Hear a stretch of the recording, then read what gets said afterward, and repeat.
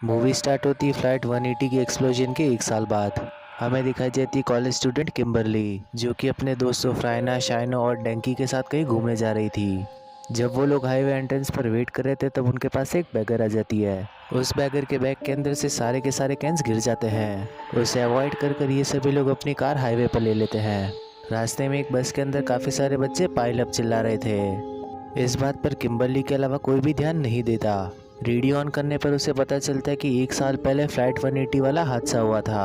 अब वो उस चैनल को चेंज कर देती है और दूसरे चैनल पर गाना बज रहा था हाईवे टू हेल। और इन लोगों की सिचुएशन के हिसाब से बिल्कुल भी सही नहीं था। हाईवे पर किम्बरली काफ़ी सारे लोगों को नोटिस करती है। एक लड़का अपनी स्पोर्ट्स कार के अंदर था, एक वाइट वैन के अंदर एक प्रेग्नेंट लेडी थी, एक बाइकर और एक कार के अंदर एक नशेड़ी बैठा हुआ था, एक बिजनेस वुमेन थी और एक कार में एक माँ बेटे बैठे हुए थे और एक पुलिस ऑफिसर भी था। इन सभी के आगे एक वुडन ब्लॉक से लदा हुआ एक ट्रक चल रहा था।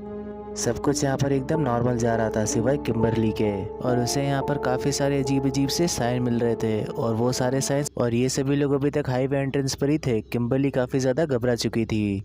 उसे समझ नहीं आ रहा था कि उसके साथ अभी क्या हुआ, लेकिन हम जानते हैं कि ये एक प्रेमिनेशन है। और तभी उसके सामने वही बैग आ जाती है जो कि उसके प्रेमिनेशन में भी आई थी। उसके बैग के अंदर से सारे कैन ज़मीन पर गिर जाते हैं। किम्बरली को अभी तक कुछ समझ नहीं आ रहा था। तभी उसके सामने वही स्कूल बस आ जाती है जिसके अंदर बच्चे पाइल अप चिल्ला रहे थे। और ये बस उसी स्कूल की है जिसे हमने पिछले पार्ट में देखा था। इस स्कूल के बच्चे ही फ्लाइट 180 के अंदर बैठकर पेरिस जा रहे थे। किम्बरली अब काफ़ी ज़्यादा बौखलाने लग जाती है और वो रेडियो ऑन कर देती है जिस पर फ्लाइट 180 की ही रिपोर्ट चल रही थी। और उसे पता था कि दूसरे चैनल पर हाईवे टू हेल वाला सॉन्ग बजेगा, और बिल्कुल ऐसा ही होता है। किम्बरली अब पैनिक करते हुए अपनी कार मोड़ने लगती है और उसके रुके रहने की वजह से पूरी जगह पर जाम लग चुका था और जाम में वही लोग मौजूद थे जो कि हमने प्रेमिनेशन के अंदर देखे थे। अब वो पुलिस वाला उन लोगों के पास आ जाता है और उनसे रास्ता ब्लॉक करने की वजह पूछने लगता है। किम्बरली उसे बताती है कि यहाँ पर काफ़ी ज़्यादा बड़ा एक्सीडेंट होने वाला है जो कि उसने पहले ही देख लिया है। ऑफिसर बर्ग उसे अपनी कार से बाहर निकालता है और तभी वहाँ पर वो ट्रक पहुँच जाता है। किम्बरली बताती कि इसी ट्रक की वजह से सभी लोग मारे जाएंगे, और तभी वो एक्सीडेंट हो जाता है। किम्बरली बिल्कुल सुन रह चुकी थी कि आखिर उसके साथ हुआ क्या। उसे वहाँ पर 180 का साइन दिखता है जो कि फ्लाइट 180 का रेफरेंस है। उसके पीछे से एक ट्रक आ रहा था जिससे ऑफिसर उसे बचा लेता है, लेकिन उसके तीनों फ्रेंड्स वहीं पर मारे जाते हैं। अब हम लोग ये बात तो जानते हैं कि डेथ का एक पैटर्न होता है और एक्सीडेंट में ये सबसे लास्ट में मरे थे, तो सबसे पहले ये कैसे मर गए, इसका जवाब हमें थोड़ा आगे मिलेगा। किम्बरली की खुद की जान तो यहाँ पर बच ही चुकी थी, लेकिन उसने काफ़ी सारे लोगों को भी उसके साथ बचा लिया था। वो थे नोरा कारपेंटर और उसका बेटा टेम, एवन लुइस जिसकी भी $2.5 मिलियन की लॉटरी लगी थी, business women Carrie Jenning, Rory Peter, Isabel Hudson, biker Eugene Dix और पुलिस ऑफिसर थॉमस बर्ग्स। अब यहाँ पर किम्बरली के साथ पूछताछ शुरू हो जाती है और उसमें यही पता चलता है कि एक साल पहले एलेक्स जो कि फ्लाइट 180 के अंदर था उसके साथ हुआ था, बिल्कुल वैसा ही उसी के साथ हो रहा है। हमें पता चलता है कि एलेक्स तो मर चुका है, लेकिन क्लेयर अभी भी जिंदा है क्योंकि उसने अपने आप को एक सैनिटेरियम के अंदर लॉक कर लिया है। वहाँ पर मौजूद किसी को भी इन सब बातों पर यकीन नहीं था। उन्हें बस इतना पता था कि वो बस ज़्यादा लकी है, लेकिन आखिर कितने लंबे समय तक। एवन अब काफ़ी सारी शॉपिंग कर अपने अपार्टमेंट में चला जाता है क्योंकि उससे ज़्यादा अमीर तो कोई है ही नहीं। वो पैन में पड़े हुए नूडल्स को बाहर फेंक देता है। वो अपने खाने के लिए कुछ बनाने लगता है और फ्रिज में से कुछ चाइनीज सामान निकालता है। उसके फ्रिज पर लगी हुई मैग्नेट उसके खाने के अंदर गिर जाती है। वो इस सब पर कुछ ध्यान नहीं देता और उसे माइक्रोवेव के अंदर डाल देता है। अब वो अपने पैन में भी कुछ बना रहा था और तभी वो अपनी घड़ी पहन लेता है और फिर वो अपनी अंगूठी को देखने लगता है। तभी माइक्रोवेव के अंदर एक बड़ा सा स्पार्क हो जाता है और उसके हाथ में से अंगूठी सीधा एक सिंक के अंदर गिर जाती है। वो अब उस सिंक के अंदर हाथ डाल देता है, लेकिन उसका हाथ उस वॉच की वजह से बाहर नहीं निकलता। यहाँ पर माइक्रोवेव के अंदर स्पार्क हो चुका था और पैन में भी आग लग चुकी थी। वो समझदारी दिखाते हुए उस आग को बुझाने की कोशिश करने लगता है, लेकिन आग नहीं बुझती। आपको मालूम तो हो गई कि उसका एक्सीडेंट में क्या हाल हुआ था। आग बढ़ती जा रही थी और वो अभी भी वहीं पर फंसा हुआ था। किसी तरह से वो अपना हाथ बाहर निकाल लेता है और खिड़की से बाहर निकलने की कोशिश करने लगता है, लेकिन तभी उसके घर की सारी खिड़कियां बंद हो जाती है। अब वो एक चेयर से विंडो तोड़कर बाहर निकल जाता है। टिकी हुई लैडर उसी की आंख में घुस जाती है और यहाँ पर उसकी मौत हो जाती है। ये लौंडा समझदारी दिखाते हुए बिल्लियों को भी टक्कर दे रहा था जिंदगी के मामले में। अब मैं आप लोगों के साथ एक डिटेल शेयर करना चाहूंगा। जब एवन अपने अपार्टमेंट के अंदर आ रहा था तो उसका पैर एक डॉल पर पड़ा था जिसकी एक आंख नहीं थी। यहाँ पर हमें उसकी मौत का इशारा पहले ही पता चल चुका था। और दूसरी डिटेल उसके फ्रिज पर लगी हुई मैग्नेट्स। शुरुआत में उस पर HCY लिखा हुआ था, लेकिन H उस खाने में गिर जाता है और आखिर में उसके पास बचता है I। H यहाँ पर एक लैडर का सिंबल बना रहा था और उसकी जो रिंग थी वो उल्टे घोड़े की नाल का सिंबल बना रही थी, जो कि बैड लक की निशानी है। और ये सारी थी एवन के डेट की डिटेल्स, जो कि उसे खुद भी मालूम होनी चाहिए थी, और उसने इन सारी चीज़ों पर ध्यान नहीं दिया। दूसरी तरफ बर्ग फ्लाइट 180 के एक्सीडेंट वाले लोगों की छानबीन कर रहा था और उसे पता चलता है कि सारे लोग बड़ी बेरहमी की तरह से मरे थे। यहाँ पर हमें पता चलता है कि एलेक्स सर पर ईंट गिरने की वजह से मरा था और उसके साथ में क्लेयर भी थी जब उसके साथ ही एक्सीडेंट हुआ, और वो कहीं ना कहीं क्लेयर को बचाते हुए मरा होगा, क्योंकि अगली बारी क्लेयर की ही थी।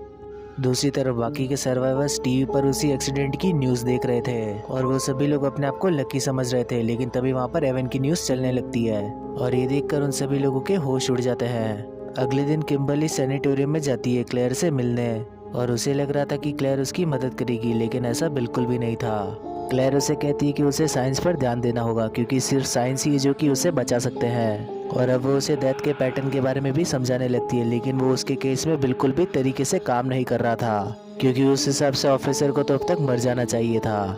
इन लोगों की केस के अंदर डेथ बिल्कुल उल्टे पैटर्न में चल रही है, क्योंकि सबसे पहले डेथ ने उसके दोस्तों को ही मार दिया, जिसे उसने प्रेमनिशन में आखिरी बार मारा था। बर्ग ने उसे बचा लिया था और अगर डेथ के पैटर्न में कोई दखल अंदाजी करते तो वो उसे छोड़कर आगे बढ़ जाती है, और इसी वजह से सेकंड लास्ट मरने वाला एवन था, जिसकी अब मौत हो चुकी है। और यहाँ पर ये बात फिक्स हो चुकी है कि किम्बरली अपनी डेथ को स्किप कर चुकी है, इसलिए डेथ अब उसे सबसे लास्ट में मारेगी। और दूसरी चीज़ ये कि इनके केस के अंदर डेथ उल्टा काम कर रही है।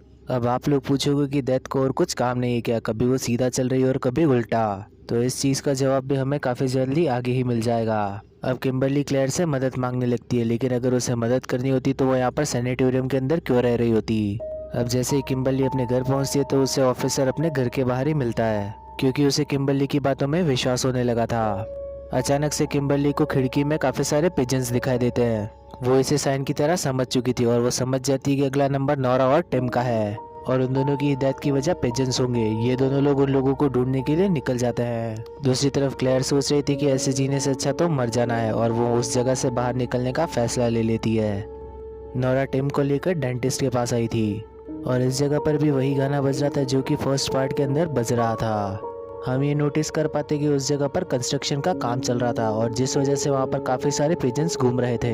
डेंटिस्ट अपने काम में फोकस नहीं कर पा रहा था। वो टिम को इंजेक्शन लगाने की बजाय लाफिंग गैस ब्रीथ करवाने लगता है और तभी एक पिजन विंडो तोड़कर उसके अंदर घुस जाता है। अब डेंटिस्ट वहाँ से बाहर चला जाता है ताकि वो कुछ चीज़ें चेक कर सके। यहाँ पर लाफिंग गैस बंद हो चुकी थी और वो दूसरी गैस ले रहा था। उसकी ऑक्सीजन सप्लाई बंद करने के लिए उसके मुंह के अंदर एक फिश टॉय गिर जाता है, लेकिन तभी वहाँ पर डेंटिस्ट की असिस्टेंट आ जाती है जो कि टिम को बचा लेती है। वो दोनों लोग इस जगह से एकदम सही सलामत बाहर निकलकर जा रहे थे। तभी उन लोगों को सामने से आते हुए किम्बरली और ब्रैड दिखाई देते हैं जो कि पिजन पिजन चिल्लाते हुए आ रहे थे।